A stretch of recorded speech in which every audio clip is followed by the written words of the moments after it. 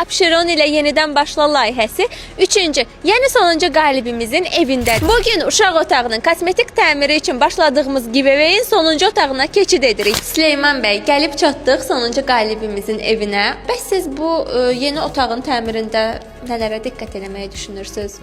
Öncədən demək çətindir. Bildiyim qədərilə oğlan otağı olmalıdır burada da. Belə məlumatlar məndə. Tanış olaq, inşallah görək biz nələr gözləyirik içəridə.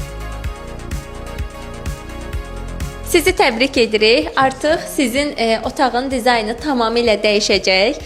Bəs necə hiss edirsiniz? Açığı birinci inanmadım, təəccübləndim, heç gözləmirdim çünki. Təşəkkür edirəm Abşerona.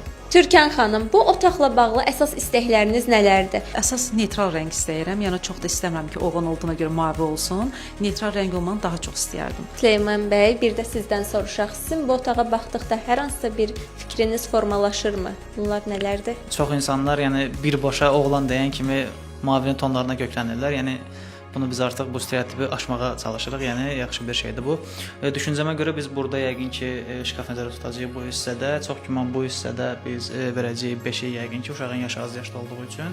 Və digər hissələr yəqin ki, oyun zonası kimi istifadə olunacaq. Rənglər də siz deyənlərlə razıyam və inşallah ki, seçim mərhələsində də bu materiallar seçimlə birlikdə biz yenidən qərar verərik sizlə. Otağın ilkin halını gördük. Hal-hazırda boş və təmirsiz görünür, amma az sonra çox fərqli olacaq. Ev sahibimizin istəkləri və memarımızın da planları hazırdır. İndi isə növbə ən maraqlı hissədədir. Material və mebelləri seçirik, yola düşürük Abşeron Ticarət Mərkəzinə.